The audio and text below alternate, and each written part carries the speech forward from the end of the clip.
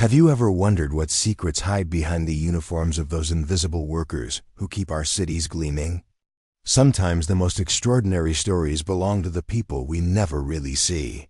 The morning sun cast long shadows across the glass facade of the Pinnacle Financial Tower in downtown Seattle, creating a mirror-like surface that reflected the bustling street life 43 floors below. Against this backdrop, a solitary figure moved with methodical precision, suspended in a harness that seemed almost supernatural in its quiet efficiency. Before we jump back in, tell us where you're tuning in from, and if this story touches you, make sure you're subscribed, because tomorrow I've saved something extra special for you. Colonel James Mitchell had arrived early for his security briefing, the weight of classified documents heavy in his leather briefcase, as he made his way through the marble lobby of the tower's 38th floor. The Department of Defense had rented this space for overflow operations when the Pentagon became overcrowded with new cybersecurity initiatives, and Mitchell found himself spending more time in corporate America than he'd ever imagined during his 25 years of military service. As he settled into the conference room, adjusting his uniform and preparing for another day of bureaucratic meetings, something outside the floor-to-ceiling windows caught his attention. A window cleaner was working her way across the building's eastern face, her movements displaying a precision that seemed oddly familiar to his trained eye. The woman appeared to be in her early 40s, with dark hair pulled back in a practical ponytail and wearing the standard gray coveralls of Metropolitan Cleaning Services. But there was something about the way she positioned herself, the calculated efficiency of her movements, that triggered recognition patterns deep in Mitchell's military-trained subconscious. She moved like a soldier, not the casual competence of someone who'd learned window cleaning through civilian job training, but the unconscious precision of someone whose muscle memory had been forged through years of military discipline. The way she maintained 3 points of contact while reaching for difficult spots. The automatic scanning of her environment, even while focused on her task. The economical movements that spoke of training where wasted motion could mean the difference between life and death. Lieutenant Elena Vasquez worked for Pinnacle Financial as part of their comprehensive building maintenance program, though she'd never intended to spend 3 years of her life suspended outside Seattle's corporate towers. The job had been supposed to be temporary, a way to disappear into the anonymous workforce of urban America, while she figured out how to rebuild a life that had been shattered by events she'd spent every day trying to forget. The morning routine had become a meditation of sorts. Check equipment twice, review weather conditions, and begin the systematic progression that would take her from the 45th floor down to street level over the course of 8 hours. The work required focus and physical strength, but most importantly, it kept her moving. Stillness invited memory, and memory was a luxury Elena couldn't afford. Not when every quiet moment threatened to drag her back to that day in Afghanistan, when everything she'd believed about honor, duty, and military service had collapsed in a hail of gunfire that should never have found her unit. Elena had perfected the art of being invisible long before she'd ever strapped on a window cleaning harness. At 5:30 every morning, she arrived at the Pinnacle through the service entrance, nodded to Marcus Thompson at the security desk, and disappeared into the maze of supply closets and service elevators that formed the hidden infrastructure of corporate Seattle. By 6, she was suspended against glass and steel, watching the city come alive while she methodically erased the evidence of another day's ambitions and failures. The routine suited her perfectly. It required concentration, physical endurance, and most importantly, it kept her in motion. The pay was adequate, her supervisor appreciated her reliability, and none of her co-workers ever questioned why someone with her obvious competence had settled for manual labor instead of pursuing opportunities that would better match her capabilities. Elena preferred it that way. Career advancement meant background checks, attention, questions about her military service that she wasn't prepared to answer. Questions that might lead to uncomfortable revelations about why a Medal of Honor recipient was cleaning windows instead of accepting the teaching positions at military academies that had been offered to her, or the corporate consulting jobs that came with her level of security clearance. The Medal of Honor tattoo on her left shoulder blade had been completed just 3 days before her final mission, a tribute to the values she'd thought she was serving and the brothers she'd thought she was protecting. The eagle, the stars, the ribbon with its distinctive blue field, all rendered in precise detail by a tattoo artist in Kabul who specialized in military commemorative work. She'd been so proud of that tattoo, so certain that it represented something permanent and unshakable about her identity and her place in the military hierarchy. The Medal of Honor wasn't just decoration. It was recognition of the highest ideals of military service, earned through actions that went beyond the call of duty to protect fellow soldiers and accomplish missions that others couldn't complete. But that was before she'd learned that medals and honor meant nothing when they conflicted with political expediency and corporate profit margins. The morning at Pinnacle Financial Tower started like any other. Elena checked her equipment with the thoroughness that had kept her alive through multiple combat deployments, reviewed weather conditions that promised clear skies and minimal wind, and began her ascent to the building's highest accessible level. The sunrise painted Seattle's skyline in shades of gold and amber, a beauty that still caught her off guard after 3 years of urban dawns that were so different from the harsh landscapes where she'd spent most of her military career. At the 40th floor, Elena paused to adjust her position, reaching for a stubborn streak of grime that had been left by the previous night's rain. The movement required her to extend her arm fully, and her coverall sleeve rode up slightly, exposing the upper edge of the tattoo that wrapped around her shoulder blade. Inside the conference room, Colonel Mitchell was reviewing morning intelligence briefings when the movement outside caught his peripheral vision. He glanced up, expecting to see another anonymous maintenance worker, and instead found himself studying a woman whose movements carried the unmistakable signature of advanced military training. The precision with which she anchored her position, maintained situational awareness while appearing completely absorbed in her work, scanned her environment with eyes that never stopped moving. These weren't skills learned in civilian job training programs. This was combat readiness disguised as custodial work. Mitchell felt the familiar tingle of recognition, the same instinct that had kept him alive through 2 tours in Afghanistan and 1 in Iraq. Something about this woman triggered alarms in his subconscious, connections forming faster than conscious thought could follow. When she reached up and her sleeve shifted, revealing a glimpse of intricate tattooed detail, those connections crystallized into something that made him rise from his chair and move closer to the window. The design was unmistakable to anyone who'd spent decades in military service. The distinctive ribbon, the eagle, the stars arranged in the precise configuration that could mean only one thing: a Medal of Honor tattoo, rendered with the kind of detail that suggested deep personal significance rather than casual patriotic decoration. But that was impossible. Mitchell knew every living Medal of Honor recipient, had attended ceremonies where many of them had been honored, had served alongside several during his own career progression.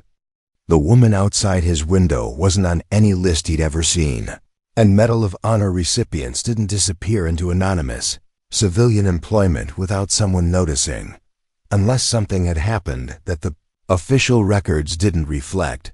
Mitchell stepped closer to the glass, his coffee growing cold as he studied the woman's face. She was focused on her work, unaware that she was being observed, but something about her features seemed familiar in a way that he couldn't immediately place. The determined set of her jaw, the intensity of concentration that suggested this simple task was receiving the same attention she'd once devoted to life and death decisions. Elena finished cleaning the section of window directly in front of the conference room and began preparing to move to the next area. Her movements remained systematic and professional, but Mitchell caught the subtle moment when she glanced through the glass and saw him standing there. Their eyes met for perhaps 3 seconds, long enough for recognition to flicker across her. Features: not recognition of him personally, but recognition of what he represented. Military bearing, dress uniform.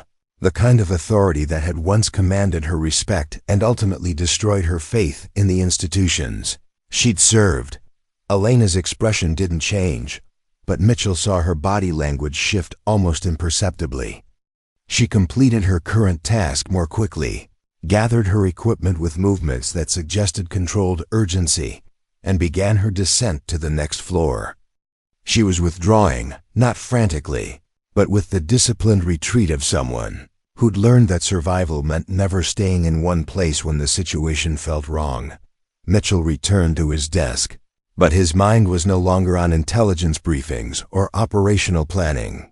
He opened his laptop and navigated to the classified personnel database, entering search parameters that would identify Medal of Honor recipients who'd served in Afghanistan during the time frame when he'd been deployed to the region. The search results populated slowly, each name accompanied by a photograph and service record that painted a picture of extraordinary courage and sacrifice. But none of the faces matched the woman he'd seen outside his window, and none of the service records indicated personnel who'd left military service under circumstances that would explain their current employment as maintenance workers. Mitchell expanded his search parameters, looking for Medal of Honor recipients who'd been reported missing, killed in action, or medically discharged under circumstances that might create gaps in official records. The database contained information that was classified at levels requiring special authorization, but Mitchell's security clearance provided access to details that painted a more complete picture of military operations than what appeared in public records. What he found made him close the laptop and walk back to the window, looking down at the street level where Elena would eventually conclude her workday and disappear into Seattle's urban landscape. Like thousands of other invisible workers whose stories never intersected with the corporate and military world that operated 40 floors above their daily struggles, because according to every official record Mitchell could access, the woman cleaning windows outside his office had been declared killed in action 3 years ago in an operation that had been classified so far above normal intelligence levels that even his security clearance couldn't provide details about what had actually happened to her unit. Preparing and narrating this story took us a lot of time, so if you are enjoying it, subscribe to our channel. It means a lot to us. Now back to the story. Elena Vasquez was supposed to be dead, her sacrifice honored with a Medal of Honor ceremony that had been attended by her family, her commanding officers, and government officials who'd praised her courage, while apparently knowing nothing about the circumstances that had actually led to her apparent death. But Elena Vasquez was very much alive, suspended outside corporate windows in Seattle, carrying secrets that could apparently only be preserved through the fiction that she no longer existed. The classified database that Colonel Mitchell accessed revealed fragments of information that painted an incomplete but deeply troubling picture. Operation Silent Thunder had been conducted in the Kunar province of Afghanistan 18 months ago, involving a specialized reconnaissance unit tasked with gathering intelligence on insurgent supply routes that were feeding weapons to multiple terrorist cells throughout the region. According to the official after-action report, the 5-person team had been inserted via helicopter into terrain that satellite imagery showed as relatively secure. Their mission parameters included establishing observation posts, documenting enemy movement patterns, and providing real-time intelligence that would enable larger military operations to disrupt the supply network with surgical precision. The operation had been classified at levels that restricted access to senior command personnel only, with operational details compartmentalized to prevent intelligence leaks that might compromise ongoing missions. But the summary that Mitchell could access indicated that the team had been declared lost after communication ceased during their 3rd day in the country, with subsequent search and rescue operations finding only evidence of enemy contact and No recoverable remains. Lieutenant Elena Vasquez had been posthumously awarded the Medal of Honor for actions during the final engagement, where witness statements indicated she had single-handedly held off enemy forces while her teammates attempted to reach extraction coordinates. The citation described extraordinary heroism under fire, tactical decisions that enabled partial mission completion despite overwhelming odds, and ultimate sacrifice in service to her country and her fellow soldiers. But witness statements raised questions that the official reports didn't address. Who had provided those statements if no survivors had been recovered? How had specific details about Elena's actions been documented if communication had been severed? Why had search and rescue operations been terminated after only 4 days? When standard protocol required extended efforts for Medal of Honor recipients, Mitchell felt the familiar weight of classified inconsistencies, the kind of bureaucratic contradictions that experienced military personnel learned to recognize as indicators of political complications rather than operational failures. His own career had included enough exposure to sensitive operations to understand when official narratives were constructed to serve institutional interests rather than document actual events. Elena continued her systematic progression down the pinnacle financial tower, but her movements had shifted subtly since the moment of recognition in the conference room. Mitchell noticed changes that civilian observers would miss but that triggered immediate concern in his military-trained awareness. She was working faster without appearing rushed, securing equipment more efficiently, positioning herself for rapid departure while maintaining the appearance of routine maintenance work. These were operational security measures, the behavioral modifications that soldiers learned when they sensed surveillance or potential threat development. Elena was preparing for immediate withdrawal from the area, creating options for escape that wouldn't be obvious to casual observation but would enable rapid response if the situation deteriorated. Mitchell understood that his presence at the window had been interpreted as reconnaissance rather than coincidental observation, that Elena's survival instincts were responding to perceived threat assessment protocols that had kept her alive through whatever circumstances had led to her apparent death and subsequent underground existence. The contradiction between Elena's Medal of Honor citation and her current employment raised questions that extended beyond individual personnel decisions to fundamental issues of military accountability and institutional integrity. If Elena Vasquez was alive, what did that mean for the other soldiers who'd been reported as casualties of Operation Silent Thunder? What did it mean for the families who'd received folded flags and official condolences? What did it mean for the strategic assessments that had been based on the operation's reported failure? Mitchell closed the classified database and walked to the window, studying the street level where Elena would eventually conclude her workday and disappear into Seattle's urban anonymity. The decision he was contemplating would require violating multiple protocols regarding contact with classified personnel, unauthorized investigation of sensitive operations, and coordination with individuals whose legal status remained undefined by military regulations. But the alternative was accepting that Medal of Honor recipients could disappear into civilian employment while their sacrifice was commemorated with ceremonies that honored fictional narratives rather than actual events.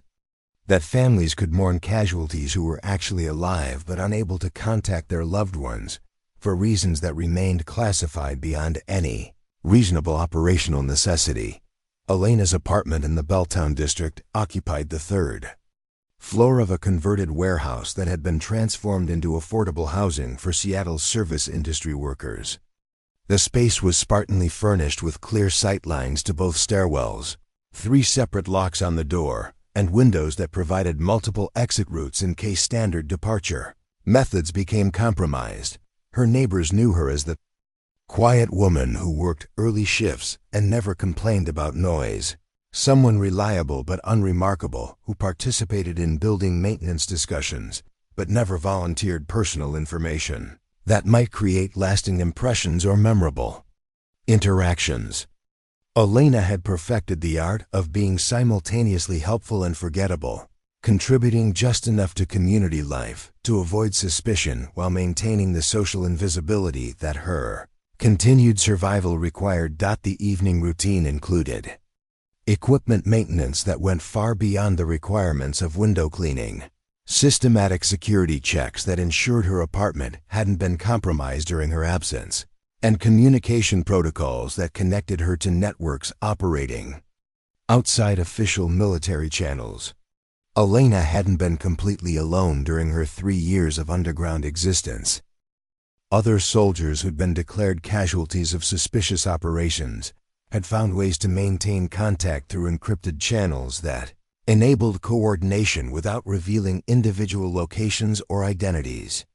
Their network included personnel from multiple branches of military service, all connected by the common experience of having been abandoned by institutional authority and forced to create alternative survival strategies.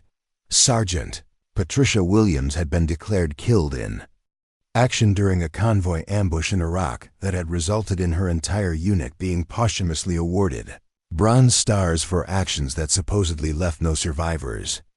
Her actual survival had been enabled by civilian contractors who'd witnessed the engagement and provided emergency medical treatment before military personnel arrived to document the scene. Master Sergeant David Chun had disappeared during a training exercise in Alaska that had been reported as a helicopter crash with no recoverable remains. Despite his successful navigation to safety through terrain that had challenged his survival skills for 2 weeks, before he'd realized that rescue operations weren't being conducted according to standard protocols, Staff Sergeant Maria Rodriguez had been declared missing and presumed dead during Hurricane Maria relief operations in Puerto Rico, where her engineering unit had been tasked with infrastructure assessment that had apparently threatened corporate interests in reconstruction contracts. Her survival had required complete identity reconstruction and relocation to the mainland United States. Their network had formed organically as survivors discovered each other through careful research and cautious outreach, creating connections that enabled mutual support without compromising operational security. Each member contributed intelligence about institutional corruption while maintaining individual cover stories that protected them from detection by the forces responsible for their apparent deaths. Elena's role in the network extended beyond simple participation to active intelligence gathering, using her maintenance position to document corporate connections between defense contractors and government officials who were profiting from military operations that required casualty reports to justify increased spending on private security services. Her 3 years at Pinnacle Financial Tower had provided access to confidential meetings where military failures were discussed as business opportunities rather than human tragedies. The companies operating out of Pinnacle Financial included defense contractors who specialized in providing services that had previously been handled by military personnel, creating incentives for operations that would demonstrate the inadequacy of traditional military approaches while generating demand for privatized alternatives. Elena had documented meetings where specific military units were discussed in terms of their vulnerability to operational failures that would justify expanded contractor involvement. Admiral Strategic Consulting maintained offices on the 42nd floor of Pinnacle Financial, where former military personnel provided analysis that influenced Department of Defense procurement decisions. Elena's access to their waste disposal and computer networks had revealed communications that discussed military casualties as acceptable costs in strategic planning that prioritized budget allocations over personnel safety. The company's senior partner, retired Admiral Robert Kingsley, had been Elena's commanding officer during her final deployment to Afghanistan, the person responsible for approving Operation Silent Thunder and subsequently reporting her death to military personnel command. His transition from active duty to corporate consulting had been facilitated by the same operations that had destroyed the soldiers under his command. Kingsley's financial records showed payments from multiple defense contractors who'd received increased government contracts following operational failures that had been attributed to inadequate military capabilities rather than systematic sabotage designed to create market opportunities for private security services. Elena had spent 3 years documenting the connections between military betrayal and corporate profit, building a comprehensive case that exposed the true scope of institutional corruption. Colonel Mitchell's recognition of Elena represented both an opportunity and a threat to the network she'd helped create. His institutional access could provide validation for intelligence they'd gathered through years of careful investigation, but his official position also made him a potential vector for exposure if his interest in Elena's survival was reported through channels that might alert the people responsible for her apparent death. The encrypted communication protocols that connected Elena to other network members included emergency procedures for situations where operational security had been compromised, enabling rapid coordination to protect individual members while preserving the collective intelligence they'd assembled. Elena activated these protocols immediately after her encounter with Colonel Mitchell, alerting other members that her cover might have been penetrated by military personnel whose intentions remained unclear. The response was immediate and coordinated, with network members implementing security measures that would enable them to continue operations while protecting Elena from potential retaliation. Their 3 years of preparation had anticipated exactly this scenario, creating contingency plans that could preserve their mission while adapting to changing threat assessments. Sergeant Williams initiated surveillance of Colonel Mitchell's movements and communication patterns, using her position as a hospital administrator to access medical databases that would reveal any connections between Mitchell and the officers responsible for their unit's destruction. Her investigation would determine whether Mitchell represented genuine concern for military personnel welfare or was part of the institutional machinery that had betrayed them. Master Sergeant Chun began monitoring military communication networks for any indication that Elena's survival had been reported through official channels, using his technical expertise to intercept classified communications without leaving traces that might reveal his own continued existence. His early warning system would provide crucial intelligence about institutional response to Elena's potential exposure. Staff Sergeant Rodriguez coordinated with civilian contacts who'd assisted the network's operations, activating support systems that could provide immediate assistance if Elena needed to abandon her current identity and relocate to a different area. Their preparation included financial resources, documentation, and safe houses that could enable rapid transition to new cover stories. Elena spent the evening reviewing 3 years of intelligence gathering, preparing for the possibility that her interaction with Colonel Mitchell would require immediate action to complete their mission before institutional forces could respond to suppress their evidence. The network had always known that their investigation would eventually require coordination with military personnel who possessed official access to classified systems, but they'd hoped to control the timing and circumstances of such contact. Colonel Mitchell's recognition had accelerated their timeline in ways that created both opportunities and risks for exposing the truth about Operation Silent Thunder and similar incidents that had been deliberately misrepresented to serve corporate interests.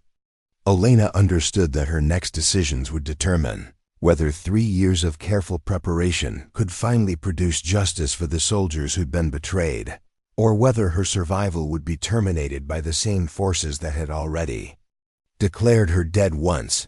The intelligence she'd gathered was comprehensive, enough to expose the entire network responsible for systematic military betrayal, but presenting that evidence would require coordination with officials who possessed sufficient authority and credibility to overcome institutional resistance. Colonel Mitchell might represent exactly the resource they needed, or he might represent the final threat that would force them to abandon years of preparation, and accept continued exile from the military system they'd once served with honor. Elena's decision to make contact with Colonel Mitchell would require careful assessment of his motivations, his connections to the officers responsible for their betrayals, and his willingness to risk his career to serve principles that transcended institutional loyalty. The next phase of their mission would determine whether their network's intelligence could finally restore honor to soldiers who'd been declared dead to serve corporate profit margins, or whether their survival would remain dependent on maintaining the fiction that they'd never existed. The parking garage beneath Pinnacle Financial Tower operated as a neutral zone between the corporate world above and the service infrastructure that kept Seattle's business district functioning.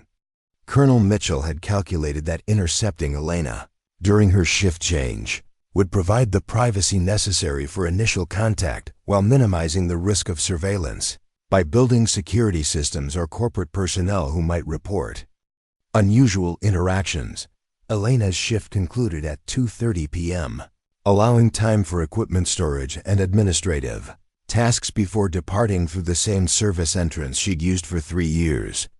Mitchell positioned himself near the employee parking area, wearing civilian clothes. That would make him less conspicuous while maintaining the bearing that identified him as military personnel to anyone with experience recognizing such distinctions. Underground space echoed with the sounds of urban infrastructure, ventilation systems, elevator machinery, and the distant rumble of traffic from the street level above. Concrete pillars created visual barriers that would enable private conversation while providing multiple exit routes for SOAR. Elena, if she interpreted Mitchell's approach as threatening rather than supportive. Elena emerged from the service elevator at exactly 2:45 p.m., pushing a cart loaded with cleaning equipment that she secured in a storage area designated for Metropolitan Cleaning Services. Her movements remained efficient and professional, but Mitchell noticed subtle changes in her behavior that indicated heightened alertness. She was scanning the environment more frequently, positioning herself to maintain awareness of potential threats while appearing focused on routine tasks.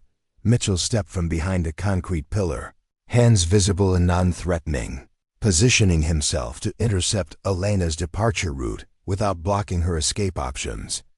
The moment required careful calibration, close enough for conversation, distant enough to respect her tactical spacing, non-aggressive enough to prevent defensive reactions from someone whose survival had depended on rapid threat assessment for 3 years. Elena stopped immediately when she saw him, her entire body shifting into alert readiness without appearing overtly hostile.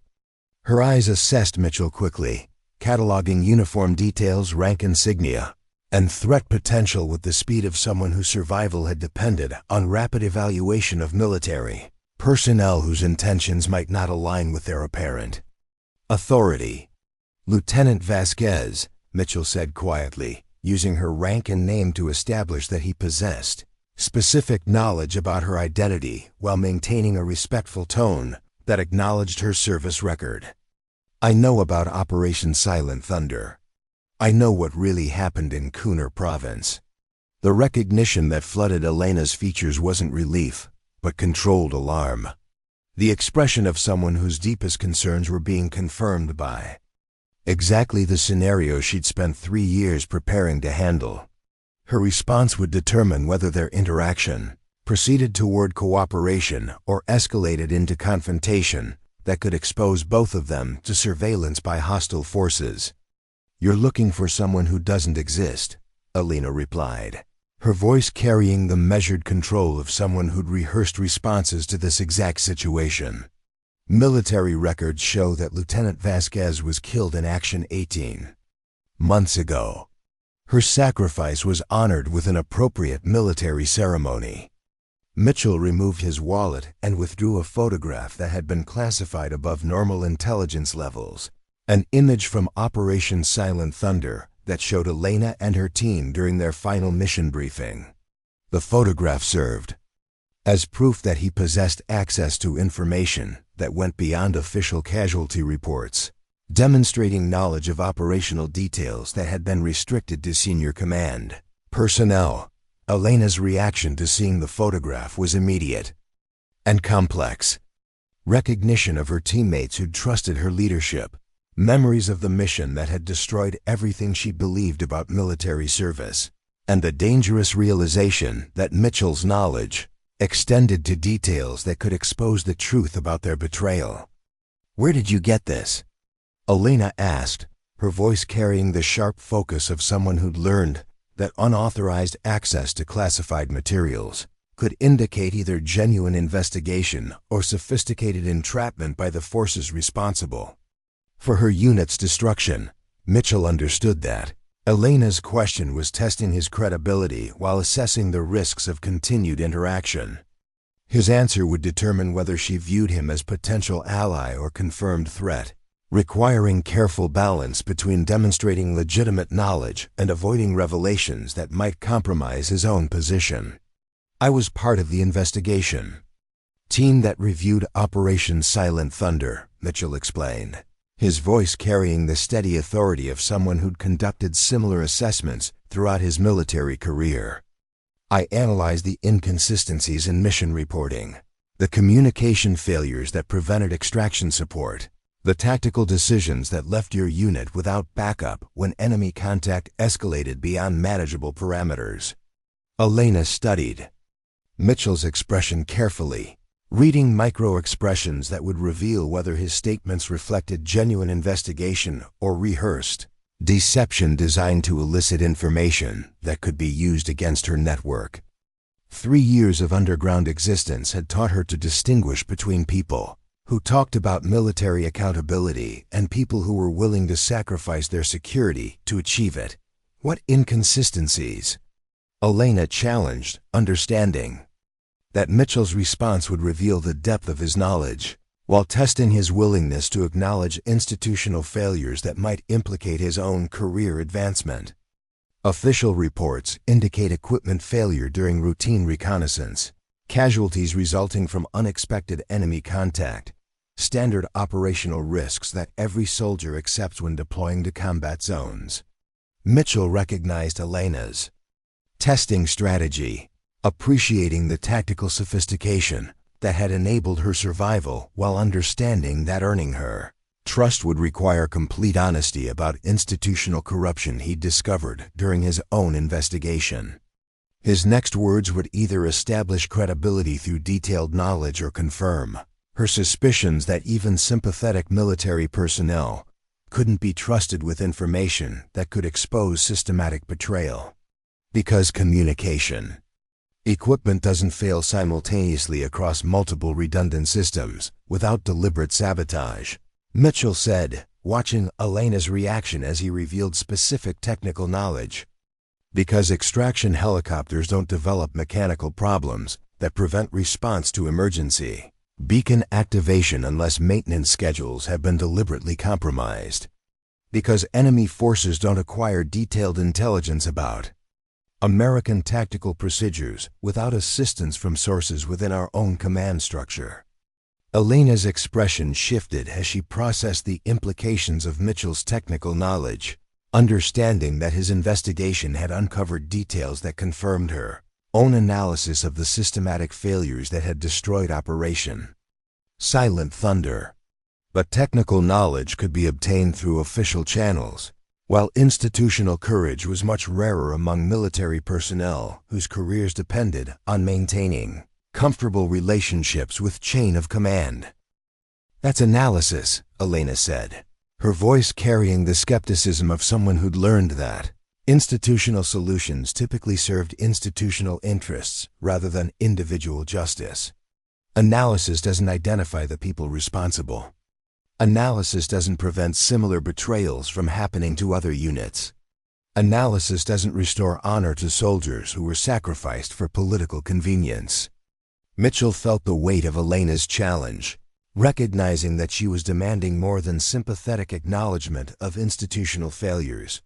She was testing his commitment to action that could produce tangible results for military personnel who'd been harmed by the same corruption that had destroyed Operation Silent Thunder.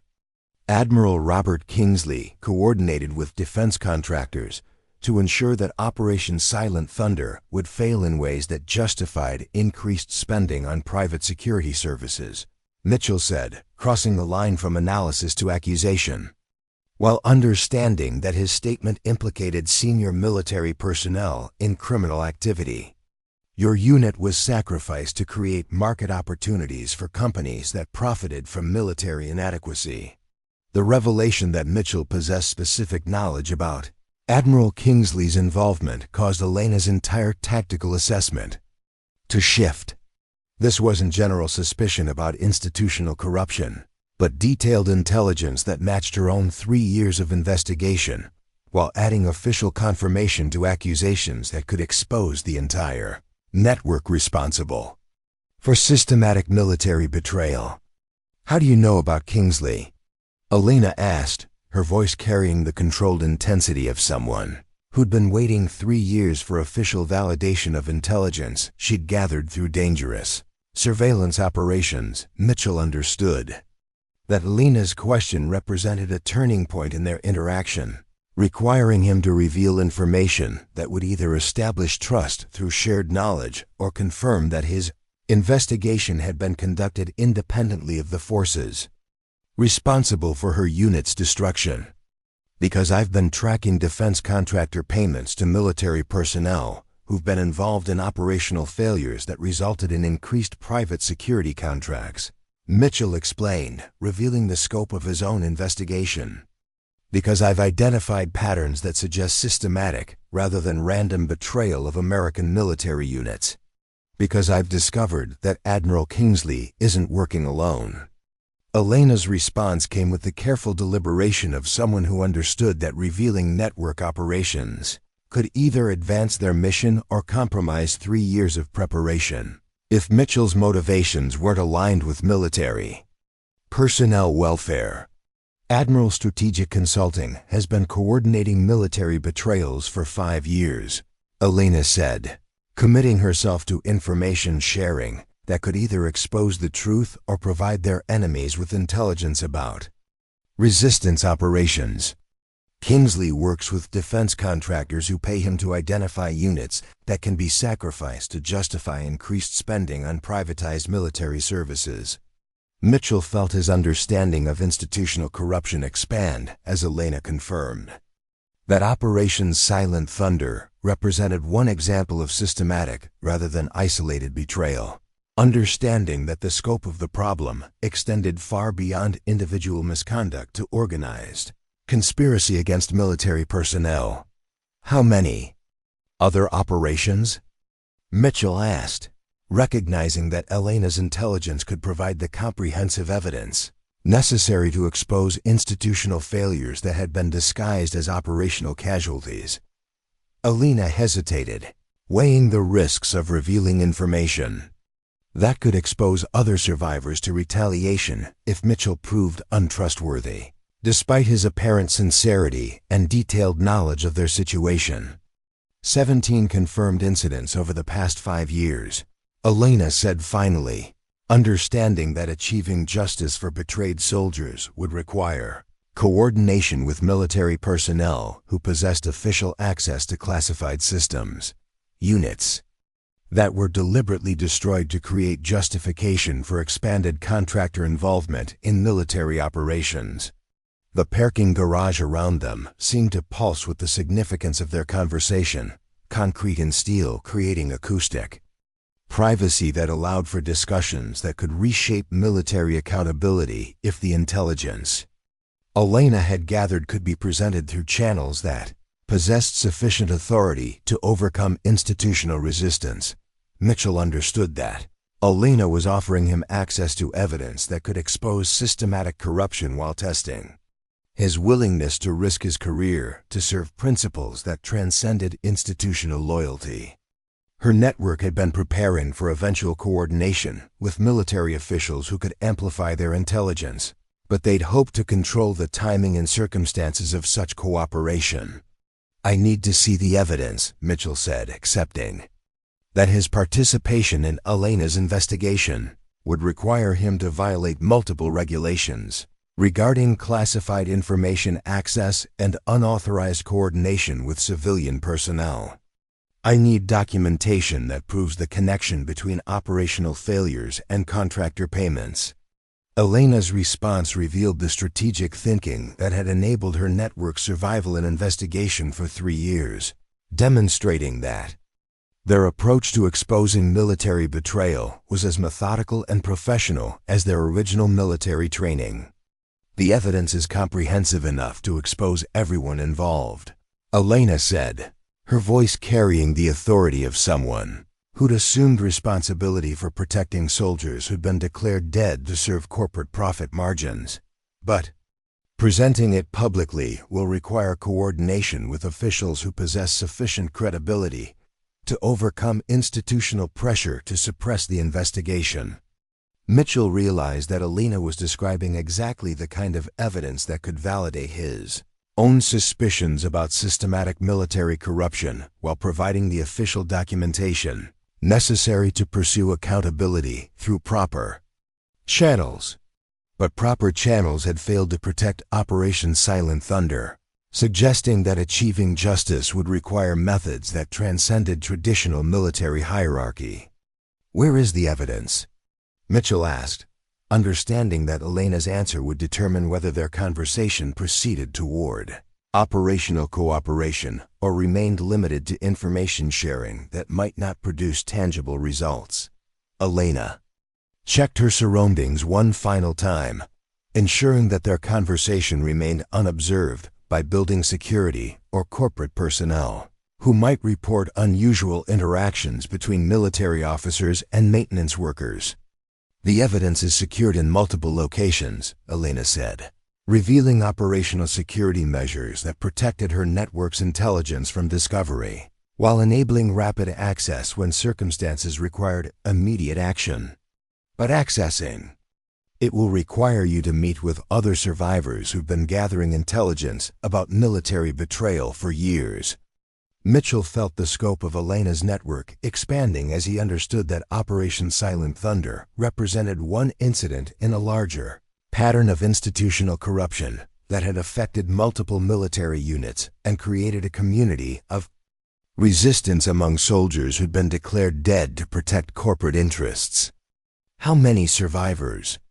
Mitchell asked, recognizing that his decision to help Elena would involve him in operations that extended far beyond simple evidence review to coordination with networks that operated outside official military channels. Elena's answer revealed the true scope of resistance that had developed against systematic military betrayal, demonstrating that their investigation represented organizational resistance to institutional corruption rather than individual survival. Enough to expose the truth, Elena said, her voice carrying the quiet determination of someone who'd spent 3 years building capabilities that could finally achieve justice for soldiers who'd been sacrificed for political convenience. Enough to prevent future betrayals if we coordinate our efforts with officials who possess the authority and courage to act on evidence that contradicts comfortable institutional narratives.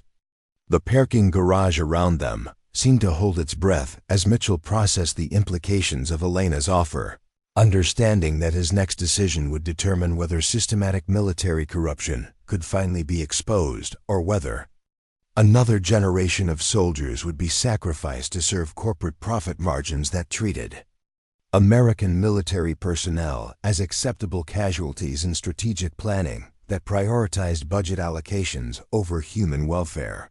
The warehouse district of South Seattle transformed after midnight into a landscape of industrial shadows and abandoned loading docks that provided perfect cover for meetings that couldn't occur in spaces monitored by corporate or government surveillance systems.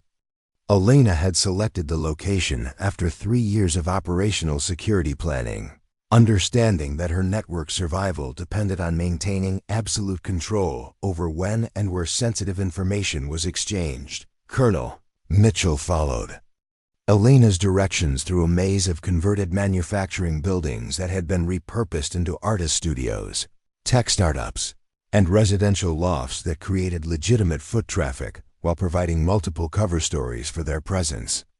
In the area, the route Elena had specified included 3 separate checkpoints where network members could observe Mitchell's approach and assess whether he was traveling alone or had been followed by surveillance teams.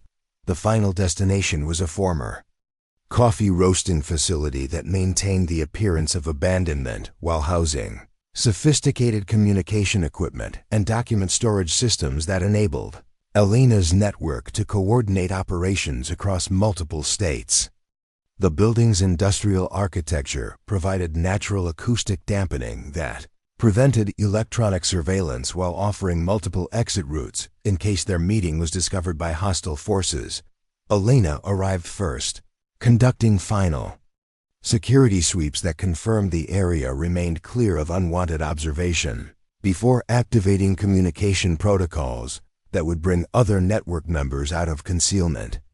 Her 3 years of operational planning had anticipated exactly this scenario, the moment when their underground investigation would require coordination with military officials who possessed institutional access but unknown loyalties. Master Sergeant David Sheen urged from a concealed position near the building's loading dock, his technical expertise having enabled comprehensive electronic countermeasures that would detect any surveillance equipment in the surrounding area. His survival of the alleged helicopter crash in Alaska had been enabled by wilderness skills that now served the network's operational security requirements, providing early warning systems that protected their meetings from discovery. Staff Sergeant Maria Rodriguez arrived through the building's rear entrance, her engineering background having proven invaluable for creating the secure communication systems that connected network members while preventing their signals from being intercepted by government monitoring stations. Her declared death during Hurricane Maria relief operations had been motivated by her discovery of corruption in reconstruction contracts that prioritized corporate profits over genuine disaster recovery. Sergeant Patricia Williams completed the inner circle of network leadership, her medical training providing crucial support for members who required healthcare that couldn't be obtained through official channels without revealing their continued existence.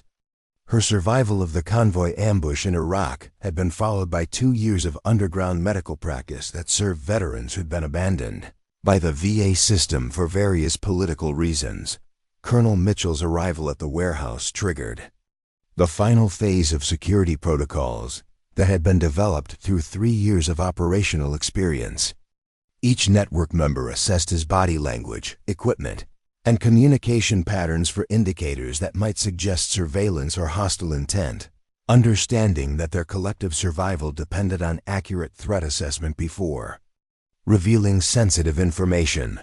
Elena conducted the initial briefing in a conference area that had been constructed within the warehouse's main floor, surrounded by communication equipment and document storage systems that represented 3 years of intelligence gathering about systematic military betrayal. The space resembled a professional military planning center, demonstrating the organizational sophistication that had enabled their network's operations. Operation Silent Thunder was the 17th incident we've documented where military units were deliberately destroyed to justify increased spending on private security contractors. Elena began, her voice carrying the authority of someone who'd analyzed every detail of institutional corruption affecting American military personnel. The pattern extends back 5 years and involves coordination between senior military officers, defense contractors, and civilian officials who profit from military failures. Mitchell examined the documentation that Elena's network had compiled, recognizing the professional quality of analysis that matched the best intelligence work he'd encountered during his military career. Financial records, communication intercepts, and operational timelines painted a comprehensive picture of corruption that extended throughout the defense establishment, revealing systematic rather than isolated misconduct. Master Sergeant Chun contributed technical analysis that demonstrated how communication systems had been compromised during each incident, showing patterns of sabotage that required coordination between multiple parties with access to classified operational parameters. His expertise in electronic warfare had enabled him to reverse engineer the methods used to isolate military units before their destruction, providing evidence that pointed to specific contractors who specialized in signal intelligence. Apex Communications provided technical support for all 17 operations, Chin explained, displaying schematic diagrams that showed how military communication networks had been systematically compromised. They have exclusive contracts with the Department of Defense for secure communication systems, which gives them access to encryption keys and frequency allocations that enable targeted jamming during specific operations. The revelation that a single contractor had been involved in all 17 incidents transformed Mitchell's understanding of the conspiracy's scope, suggesting coordination at levels that required institutional protection from senior government officials. Apex Communications operated with security clearances that should have prevented unauthorized access to military systems, indicating that their sabotage activities were authorized rather than freelance criminal activity. Staff Sergeant Rodriguez presented engineering analysis of the tactical situations that had led to each unit's destruction, demonstrating how operational plans had been modified to create vulnerabilities that enemy forces could exploit with devastating effectiveness. Her background in military construction had enabled her to analyze terrain features and defensive positions that revealed systematic weaknesses in mission planning. Each operation included tactical modifications that isolated American forces in positions where they couldn't receive support or retreat to safety. Rodriguez explained, using topographic maps and satellite imagery to illustrate how military units had been positioned for systematic destruction. The modifications were subtle enough to appear as routine operational adjustments, but they created kill zones that guaranteed casualties when enemy contact occurred. Mitchell studied the tactical analysis with growing understanding of how military expertise had been weaponized against American soldiers, recognizing professional competence that had been deliberately redirected to serve corporate interests rather than military objectives. The precision required for such systematic betrayal indicated coordination between multiple levels of military hierarchy. Sergeant Williams provided medical analysis of casualty patterns that had been reported from each incident, revealing inconsistencies that suggested official reports had been fabricated rather than based on actual battlefield conditions. Her medical expertise had enabled her to identify physiological impossibilities in wound descriptions and survival timelines that proved many casualty reports had been constructed to support predetermined narratives. The medical reports from Operation Silent Thunder describe injuries that couldn't have resulted from the weapon systems that were allegedly used against Elena's unit, Williams explained, displaying autopsy records and medical examinations that contradicted official explanations for how casualties had occurred. The wound patterns match weapons that weren't available to insurgent forces in that region, suggesting that American military personnel were killed by weapons provided through our own supply chains.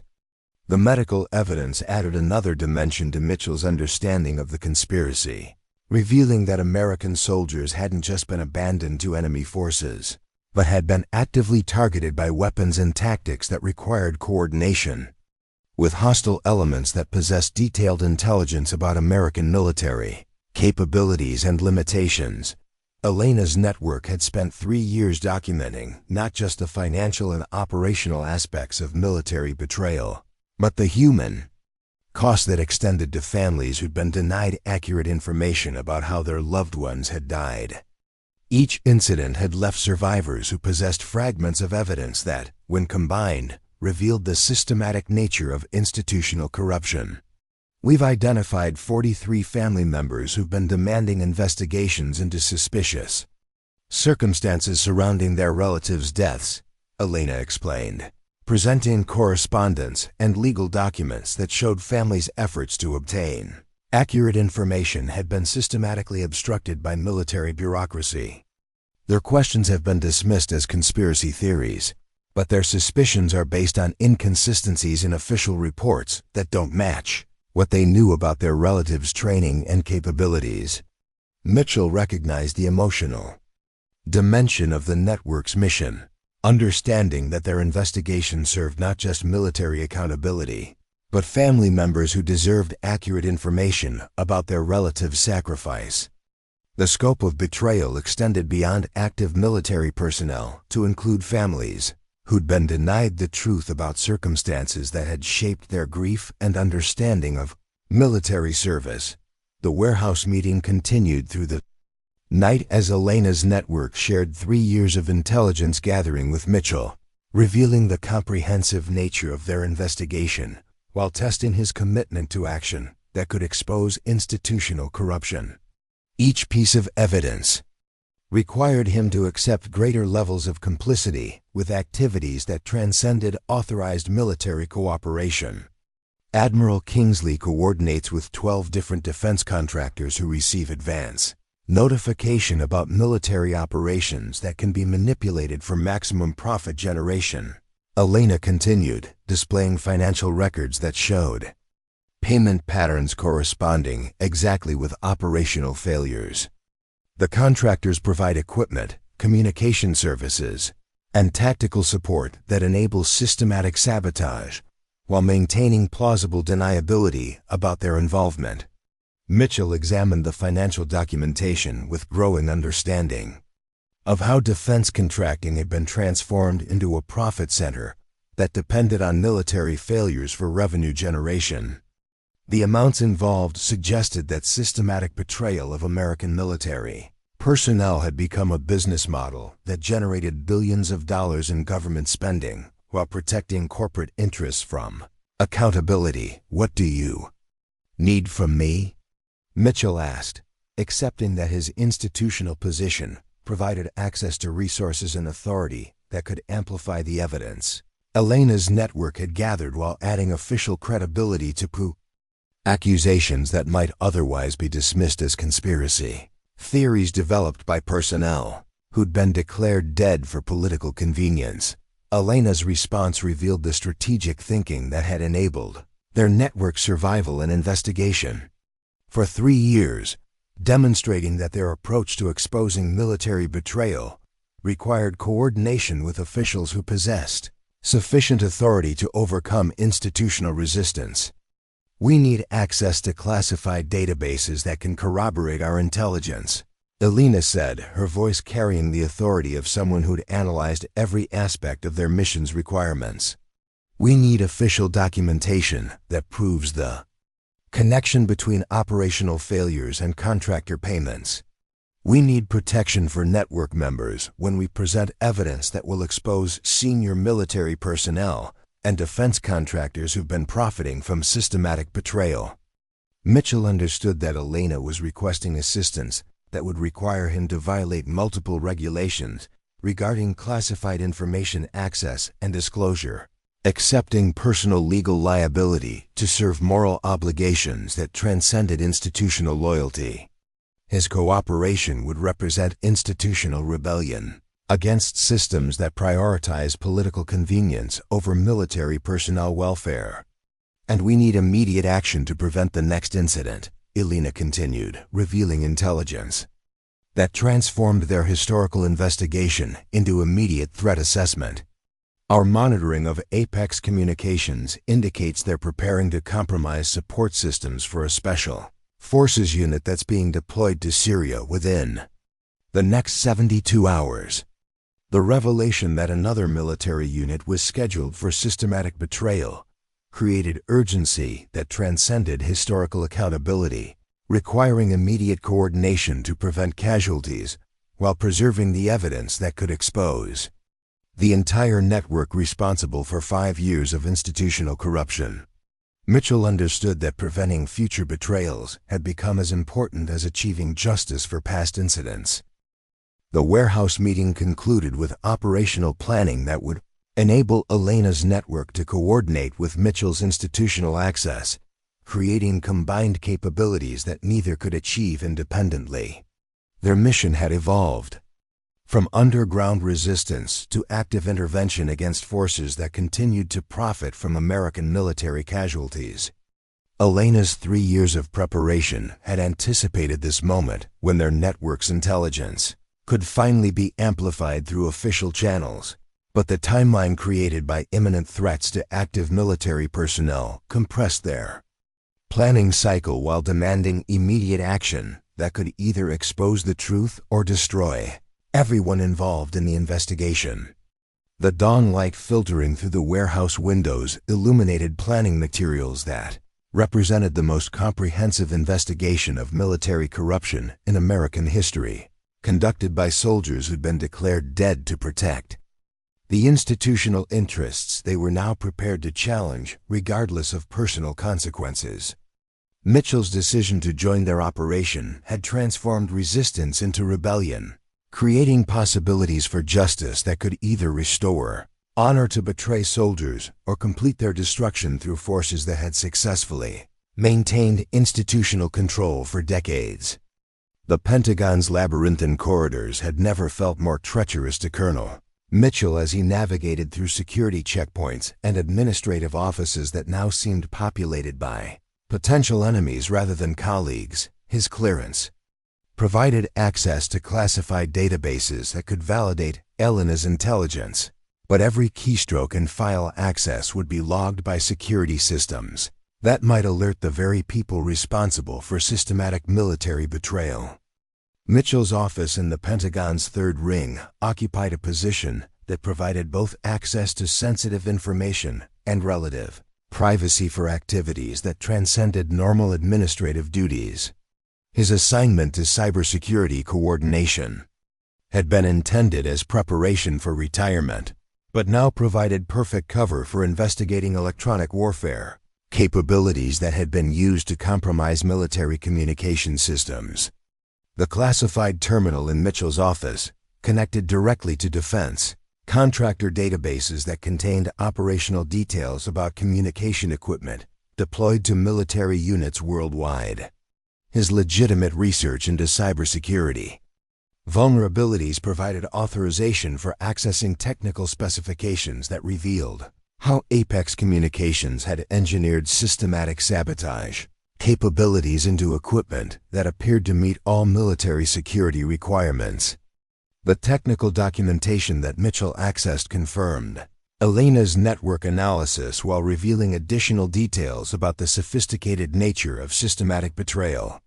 Apex Communications had developed communication systems that included hidden backdoors enabling remote activation of jamming protocols, creating the appearance of equipment failure while actually implementing coordinated signal disruption that isolated military units at predetermined moments. Each communication system included GPS tracking capabilities that enabled real-time monitoring of military unit positions, providing enemy forces with precise targeting information while maintaining plausible deniability about intelligence sources. The technical sophistication required for such systematic compromise indicated coordination between multiple defense contractors and senior military personnel who possessed access to operational planning at the highest levels. Mitchell's investigation revealed that Admiral Kingsley had been instrumental in selecting Apex Communications for exclusive contracts that placed their equipment with special operations units, whose missions involved sensitive political considerations. The Admiral's influence over procurement decisions had enabled systematic placement of compromised equipment while ensuring that technical specifications appeared to meet all security requirements. The financial records that Mitchell accessed through official procurement databases showed payment patterns that confirmed Elena's analysis while revealing additional layers of corruption extending throughout the defense contracting network. Apex Communications served as the operational center for a consortium that included weapons manufacturers, logistics providers, and intelligence contractors who coordinated systematic military betrayal for maximum profit generation. North Star Defense Systems provided weapons and ammunition that included tracking capabilities, enabling enemy forces to monitor American military supply chains, and anticipate tactical deployments. Their contracts included provisions for battlefield intelligence gathering that was supposedly intended to improve equipment performance, but actually enabled systematic compromise of military operational security. Titan logistics coordinated transportation and supply services that included deliberate vulnerabilities in route planning and security protocols, creating opportunities for enemy forces to intercept military supplies while maintaining the appearance of random operational hazards. Their involvement extended to extraction planning that ensured American military units would be abandoned when circumstances required plausible casualty reports. Blackwater intelligence solutions provided strategic analysis that influenced military operational planning while serving corporate clients who profited from regional instability and extended conflict duration. Their analysis deliberately understated enemy capabilities while overstating American tactical advantages, creating conditions that would guarantee operational failures requiring increased contractor involvement. The consortium operated through a network of shell companies and offshore financial arrangements that obscured the flow of profits generated through systematic military betrayal. Mitchell's access to classified financial databases revealed payment structures that treated American soldier casualties as billable services in cost-benefit, analyses that prioritized corporate revenue over human welfare. While Mitchell conducted his Pentagon investigation, Elena's network activated operational protocols that had been developed through 3 years of preparation for exactly this scenario. Their intelligence gathering had identified the Special Forces unit scheduled for deployment to Syria, enabling targeted intervention that could prevent another systematic betrayal while gathering evidence about the forces responsible for ongoing military corruption. Master Sergeant Chun initiated electronic surveillance of Apex communications facilities in Northern Virginia, using technical capabilities that enabled him to monitor their communication networks without triggering security alerts that might warn the consortium about network activities. His equipment included signal intelligence gathering systems that had been acquired through channels that operated outside official military procurement. Chun's surveillance revealed real-time communication between Apex Communications and Syrian-based contacts who were receiving detailed intelligence about American Special Forces deployment plans. The communications included GPS coordinates, tactical procedures, and extraction protocols that would enable enemy forces to position themselves advantageously relative to American military operations. They're planning to activate jamming protocols during the Special Forces extraction sequence. Chun reported through encrypted channels that connected Elena's network members. The communication disruption will occur exactly when the unit attempts to coordinate helicopter support, creating a tactical situation identical to what happened during Operation Silent Thunder. Staff Sergeant Rodriguez coordinated with civilian contacts who possessed access to transportation networks that could enable rapid intervention if immediate action became necessary to protect the endangered Special Forces unit. Her engineering background had proven valuable for developing communication systems that could override Apex Communications jamming protocols, creating backup capabilities that might enable successful extraction despite systematic sabotage.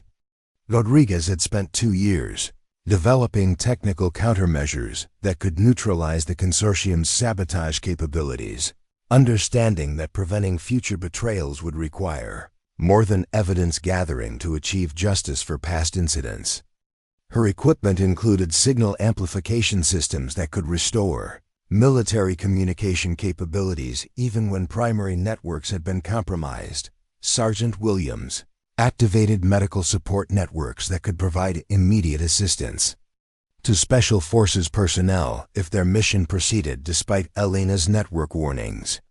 Her experience with battlefield medicine had been supplemented by training in civilian emergency response, creating capabilities that could save lives even when official military medical support had been systematically denied.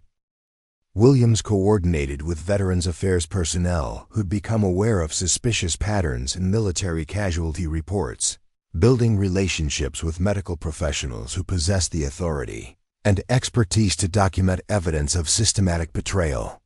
Her network included military physicians who'd been marginalized for asking uncomfortable questions about wound patterns that didn't match official explanations for combat casualties.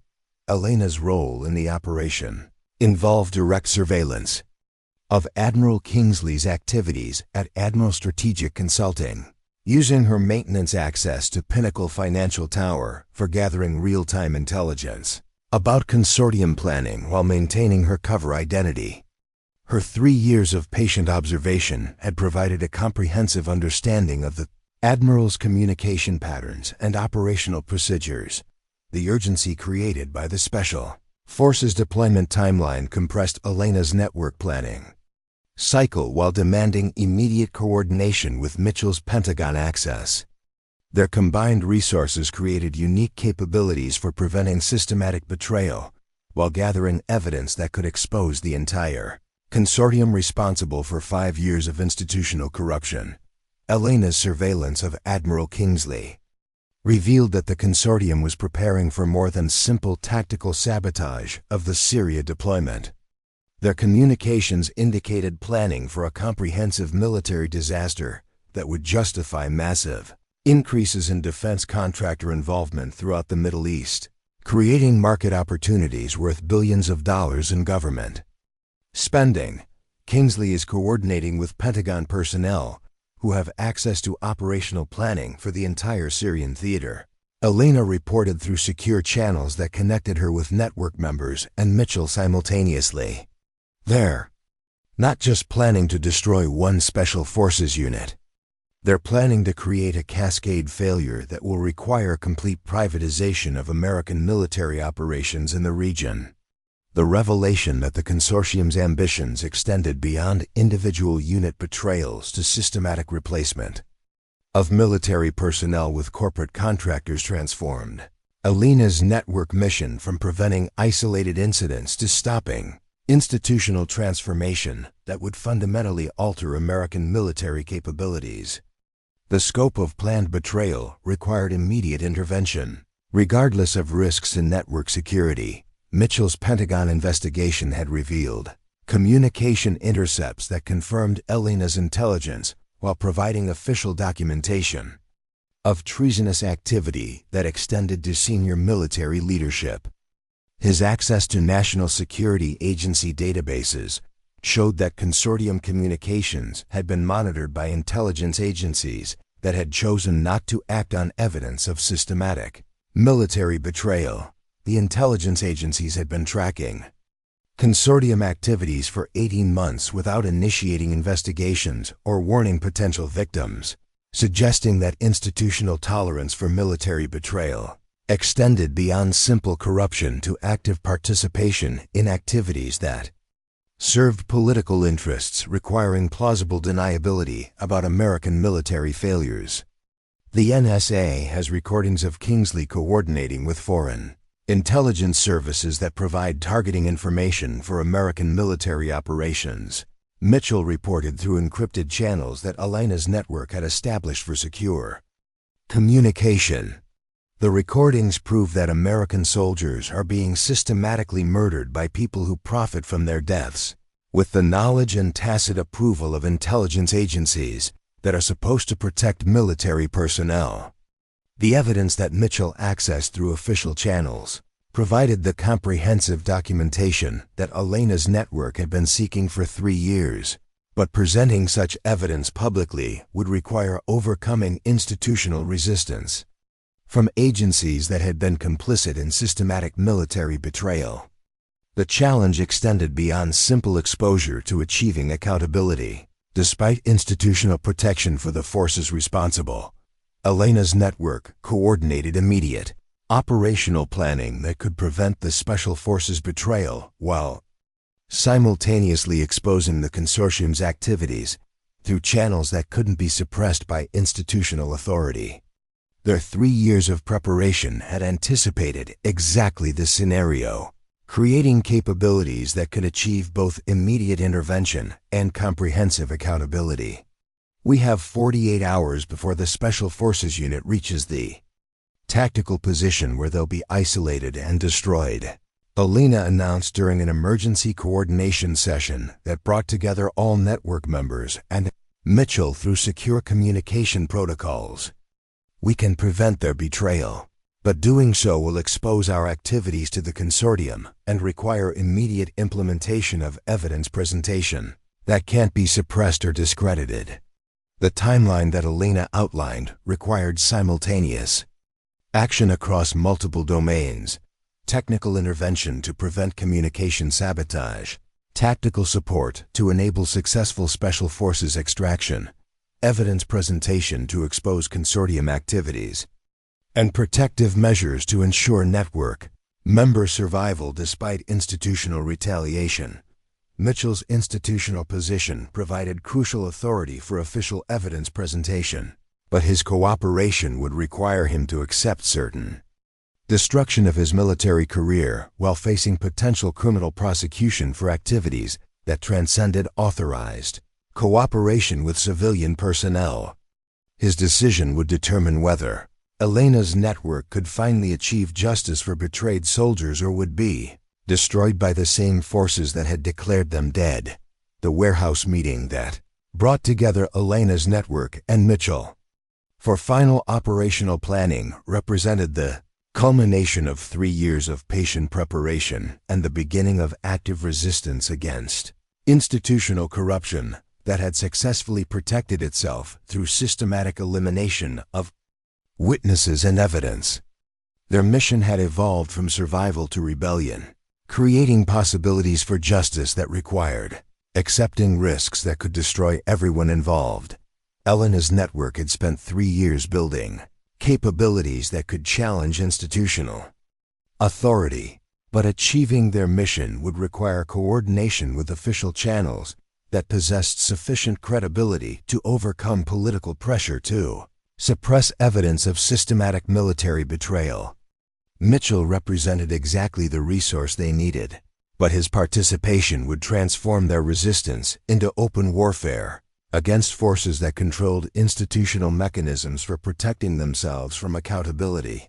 The decision to proceed with comprehensive exposure while preventing immediate Special Forces betrayal represented the most dangerous phase of Elena's network operations, requiring perfect coordination between underground intelligence and official authority, while accepting certain retaliation from consortium forces that possessed vast resources and institutional protection.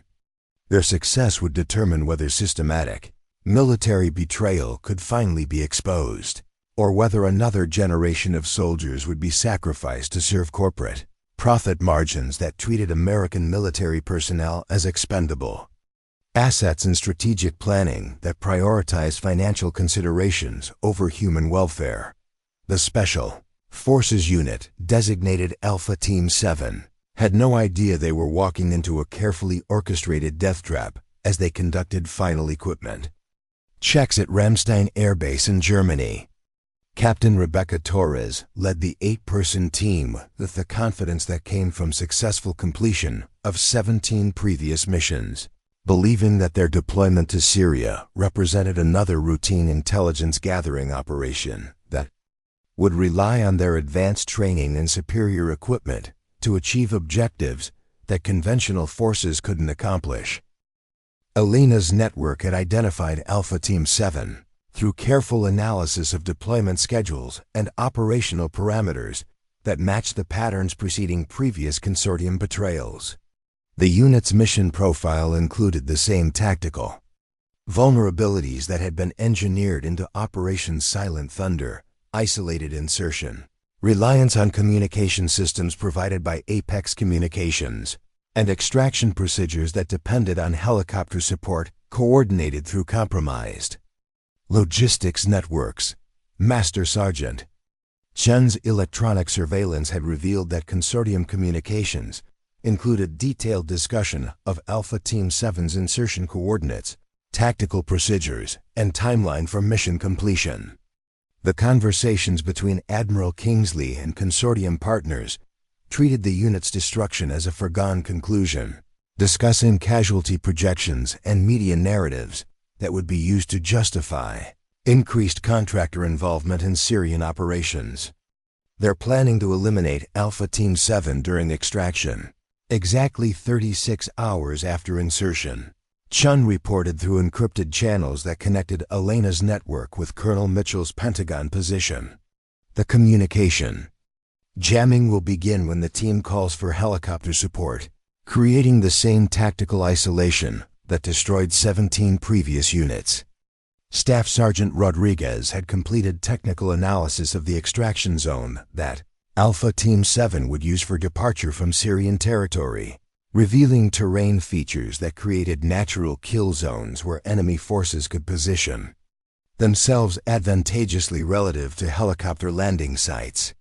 The topographic analysis showed that extraction procedures had been deliberately planned to maximize vulnerability while creating the appearance of routine operational risk. The extraction coordinates place Alpha Team 7 in a valley surrounded by elevated positions that provide perfect fields of fire for enemy weapons. Rodriguez explained during emergency network coordination that brought together all members for real-time operational planning. The helicopter approach route requires extended exposure to enemy positions, and the landing zone offers no cover if ground support is delayed or denied.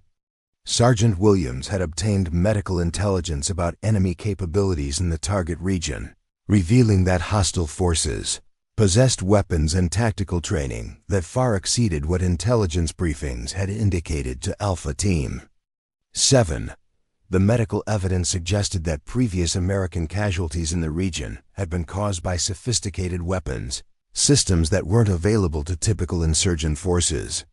The wound patterns from previous engagements in that region show evidence of advanced military weapons that require formal training to operate effectively, Williams reported, displaying medical documentation that proved enemy forces possessed capabilities that contradicted official intelligence assessments. Alpha Team 7 is being sent to engage opponents who have been systematically underestimated in briefings that were designed to ensure American tactical disadvantage.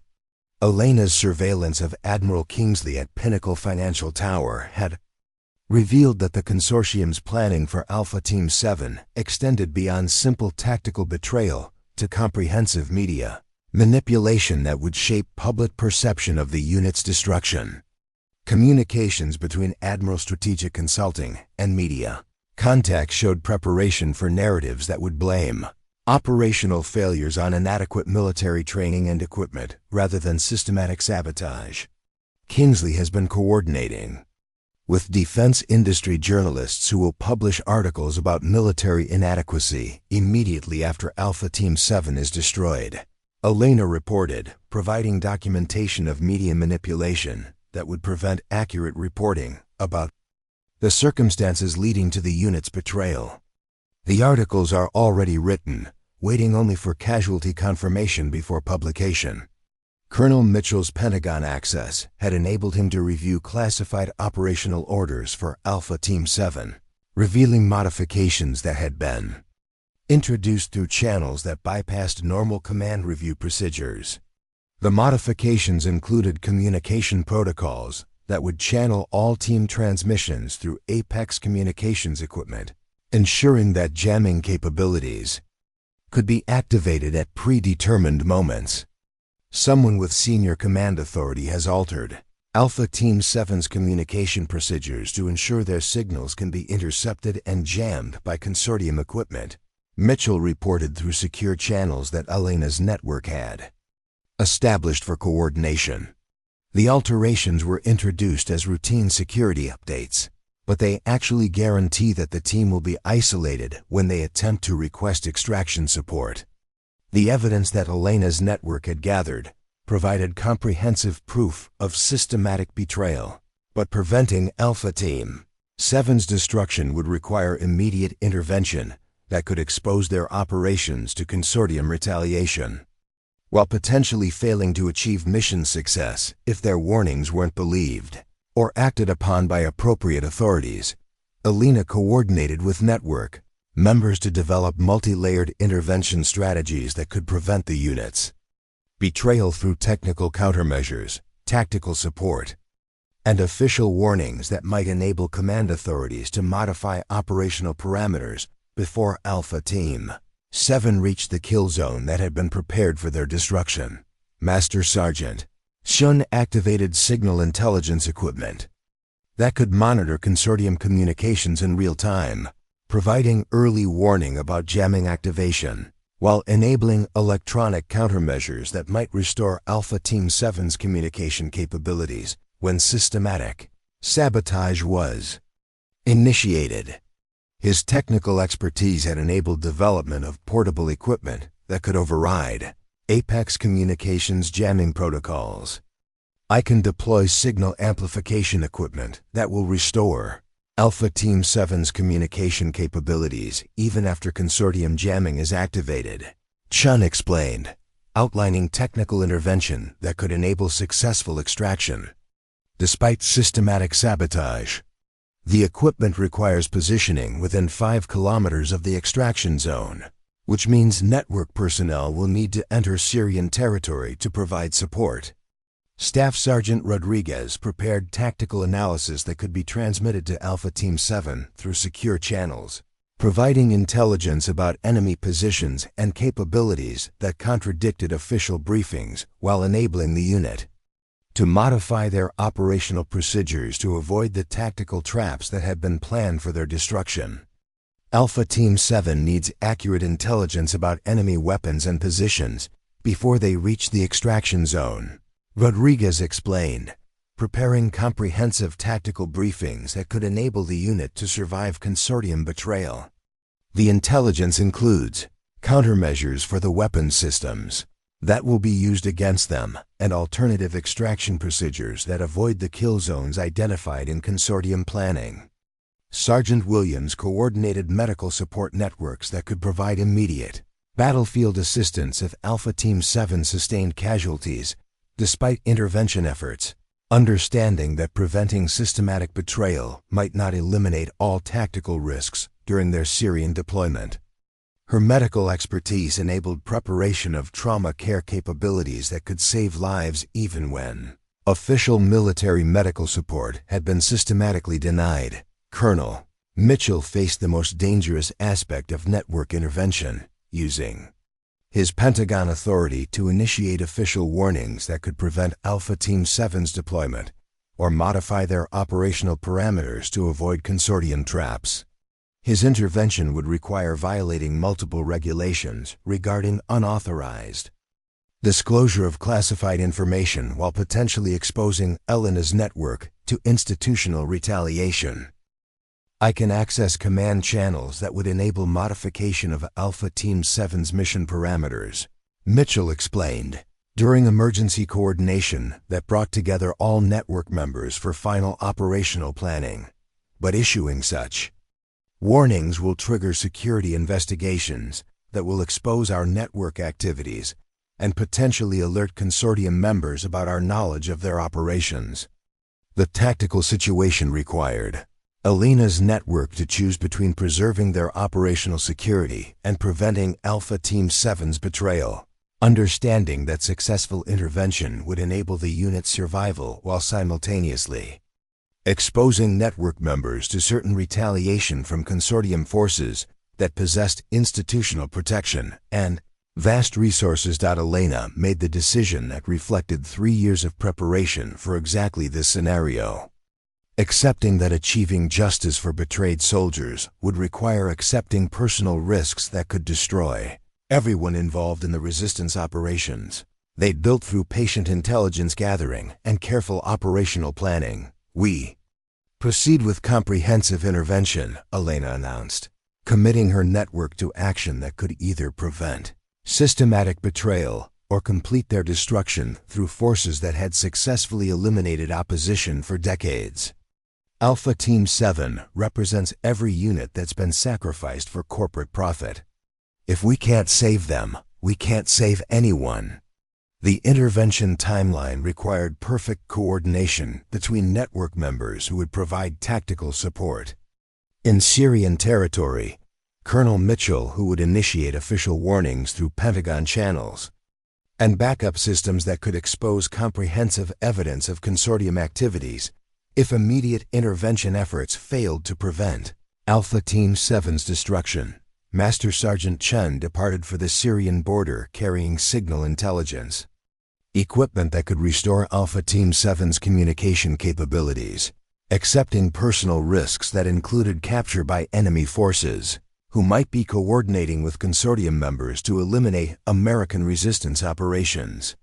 His technical expertise represented the network's best opportunity for preventing communication sabotage that had enabled previous systematic betrayals.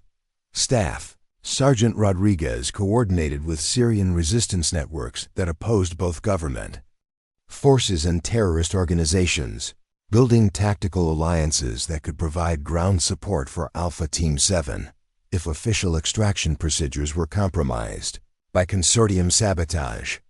Her engineering background enabled coordination with civilian networks that possessed local knowledge about terrain and enemy positions. Sergeant Williams activated emergency medical networks that included civilian physicians who specialized in battlefield trauma care, creating backup medical support that could save Alpha Team 7 personnel even if official military medical evacuation was denied through systematic sabotage of extraction procedures. Her medical expertise enabled coordination between military and civilian medical capabilities. Colonel Mitchell prepared to initiate the most dangerous aspect of network intervention, using his Pentagon authority to issue official warnings about consortium activities while simultaneously releasing comprehensive evidence that could expose the entire network responsible for 5 years of systematic military betrayal. His action would trigger immediate institutional response that could either achieve accountability or destroy everyone involved. Elena maintained her position at Pinnacle Financial Tower, conducting final surveillance of Admiral Kingsley's communications, while preparing for immediate withdrawal from her cover identity when network intervention triggered consortium retaliation. Her 3 years of patient observation had provided a comprehensive understanding of consortium operations that could enable tactical advantages during the confrontation that would determine whether systematic military betrayal could finally be exposed. The warehouse that had served as Elena's network coordination center was prepared for immediate evacuation, with document destruction protocols that would prevent consortium access to intelligence gathering methods while preserving evidence copies that could be released through channels that couldn't be suppressed by institutional authority. 3 years of preparation had anticipated exactly this scenario, creating capabilities that could achieve mission success even if network members were eliminated during intervention efforts. The final phase of Elena's network operations represented the culmination of 3 years of patient resistance against institutional corruption, transforming underground intelligence gathering into active intervention that could either prevent systematic betrayal or trigger comprehensive retaliation from forces that possessed vast resources and institutional protection. Their success would determine whether American soldiers could finally receive the protection and accountability they deserved, or whether systematic betrayal would continue serving corporate interests that treated military personnel as expendable assets. Alpha Team 7 survival depended on perfect execution of intervention strategies that had never been tested under operational conditions, requiring coordination between network members who would be operating independently while facing opposition from forces that had successfully maintained institutional control for decades. The next 36 hours would determine whether Elena's network could finally achieve justice for betrayed soldiers, or would be destroyed by the same consortium that had declared them dead to protect corporate profit margins that prioritized financial considerations over human welfare. The timeline for intervention had compressed all their preparation into immediate Action that required accepting risks that could either expose the truth or complete the destruction that consortium forces had been planning for 3 years. Ever since Elena's network had begun gathering evidence that could challenge institutional narratives about military casualties that had been deliberately engineered to serve political and corporate interests rather than genuine military necessity, the Syrian dawn painted the extraction zone in shades of amber and shadow as Alpha Team 7 reached the coordinates that Admiral Kingsley's consortium had selected for their systematic destruction. Captain Rebecca Torres maintained tactical discipline despite growing concerns about communication anomalies that had emerged during their 30-hour reconnaissance mission, understanding that successful extraction depended on precise coordination. With helicopter support that should already be monitoring their emergency frequencies, Master Sergeant Chen had positioned his signal amplification equipment on a ridgeline overlooking the extraction zone, using natural terrain features to conceal electronic countermeasures that would restore Alpha Team 7's communication capabilities when Apex Communications activated jamming protocols.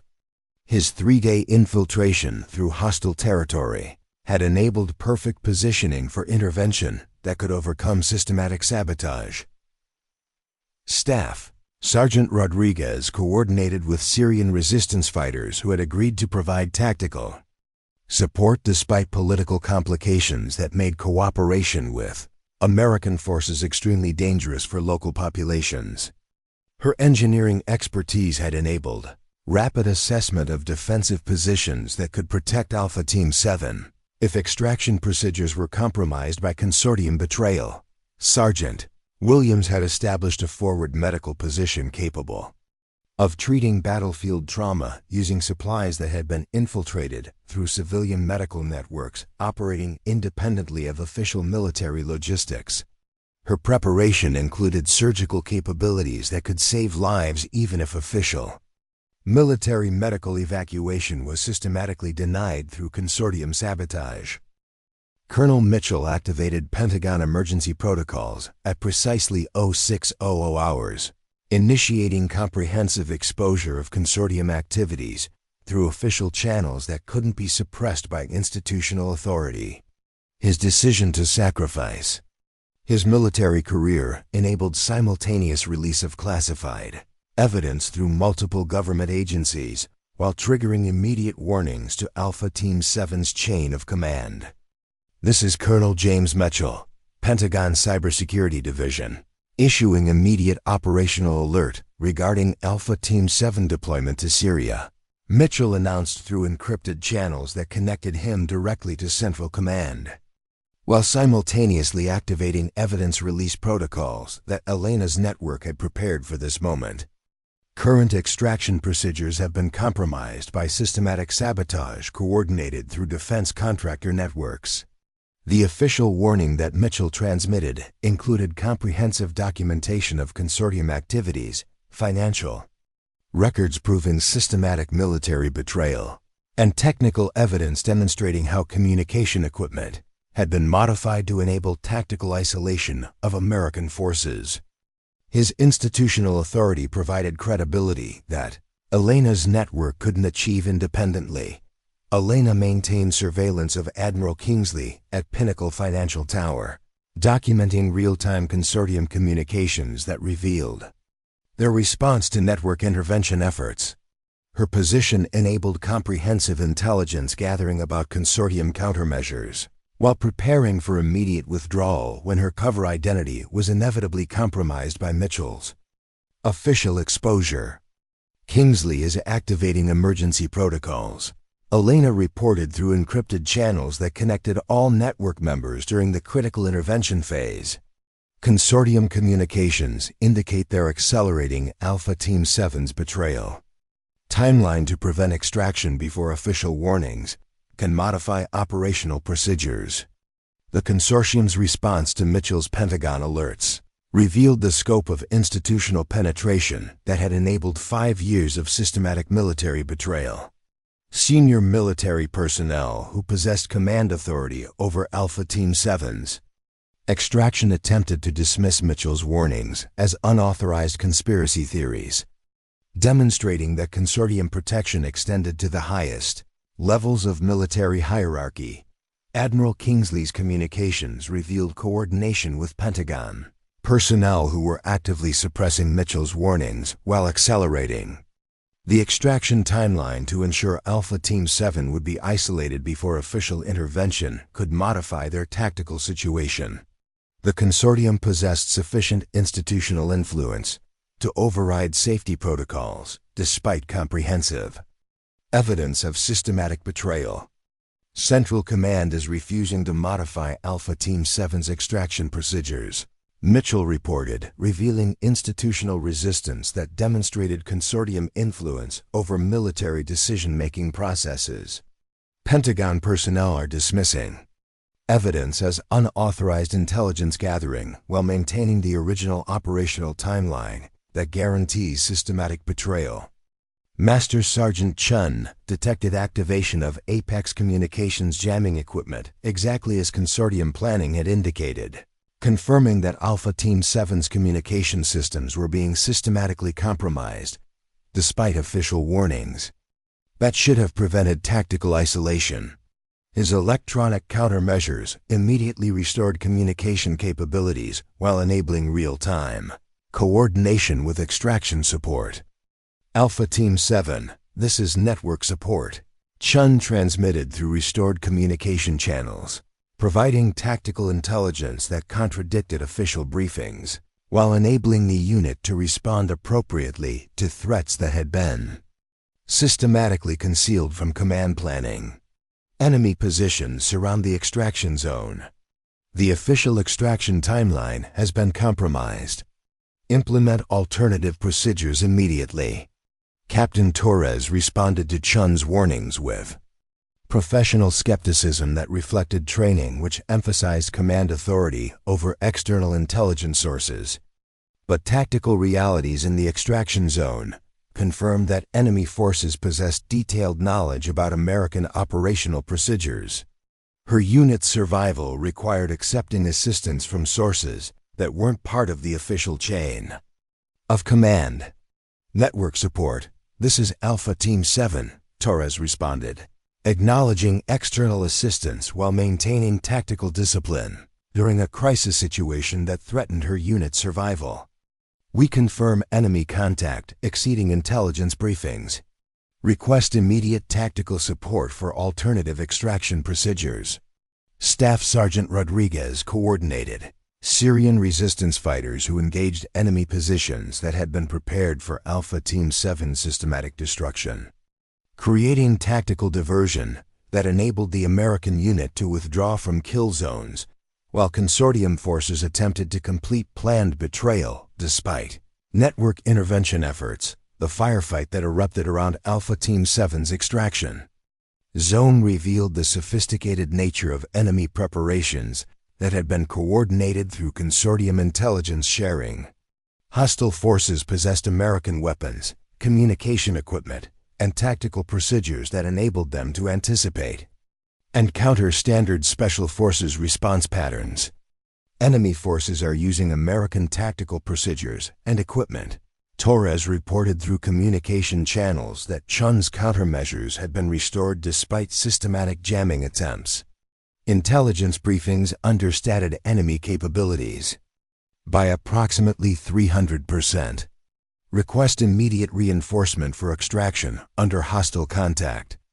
Sergeant Williams provided medical support for Alpha Team 7 casualties while coordinating emergency evacuation through civilian medical networks that operated independently of military logistics that had been systematically compromised by consortium sabotage. Her battlefield medical expertise enabled life-saving treatment. Despite denial of official military medical support, Elena's surveillance revealed that Admiral Kingsley was coordinating consortium response to network intervention, activating countermeasures. That included direct contact with Syrian government forces to eliminate both Alpha Team 7 and network members who were providing tactical support. The consortium's influence extended to international coordination with hostile foreign powers. Kingsley is coordinating with Syrian military intelligence to eliminate network personnel. Elena reported while preparing for immediate withdrawal from Pinnacle Financial Tower as her cover identity became untenable. Consortium is activated. International networks to prevent exposure of systematic military betrayal. Colonel Mitchell's Pentagon position enabled him to intercept consortium communications while coordinating official response to Alpha Team 7's tactical emergency, using his institutional authority to override command resistance that was protecting consortium operations despite comprehensive evidence of systematic betrayal. Pentagon Command is coordinating with consortium personnel to suppress intervention efforts, Mitchell reported while activating emergency disclosure protocols that would expose consortium activities through congressional oversight and media channels that couldn't be controlled by institutional authority. Military hierarchy has been systematically compromised at levels that require external accountability. The battle for Alpha Team 7's survival became symbolic representation of 3 years of network resistance against institutional corruption, demonstrating whether systematic military betrayal could be overcome through coordination between underground intelligence and official authority despite consortium resources and institutional protection. Master Sergeant Chun's technical intervention enabled Alpha Team 7 to maintain communication capabilities despite systematic jamming, providing tactical coordination that enabled successful withdrawal from consortium kill zones while documenting electronic warfare capabilities that proved systematic sabotage of previous military operations. Staff Sergeant Rodriguez's engineering expertise enabled rapid assessment of alternative extraction routes that avoided consortium tactical traps, providing tactical solutions that enabled Alpha Team 7 survival despite systematic betrayal of official extraction procedures that had been compromised by consortium planning. Sergeant Williams's medical expertise enabled battlefield trauma care that saved Alpha Team 7 personnel despite systematic denial of official military medical support, demonstrating capabilities that network members had developed through 3 years of underground resistance operations. Elena's comprehensive surveillance documentation provided real-time intelligence about consortium countermeasures while enabling coordination between network intervention efforts and official accountability through channels that Mitchell had activated using his Pentagon authority. The successful extraction of Alpha Team 7 required helicopter support that was coordinated through unofficial channels, bypassing consortium sabotage of official military logistics while demonstrating that network capabilities could overcome systematic betrayal when combined with appropriate institutional authority.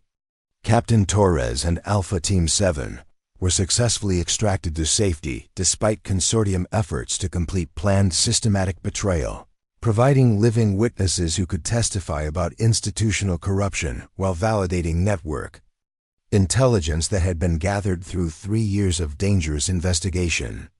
The consortium's failure to eliminate Alpha Team 7 triggered comprehensive exposure of systematic military betrayal through multiple channels that Mitchell had activated using his Pentagon authority, creating accountability that had been prevented for 5 years through institutional protection of corporate interests. Admiral Kingsley and consortium personnel were arrested through federal investigations that Elena's network evidence had enabled, demonstrating that systematic military betrayal could be overcome through coordination between underground resistance and official authority despite institutional corruption at the highest levels. Elena's network members emerged from underground existence to testify before congressional oversight committees, providing comprehensive evidence about systematic military betrayal, while receiving recognition for service that had been denied through consortium manipulation of military records and casualty reporting.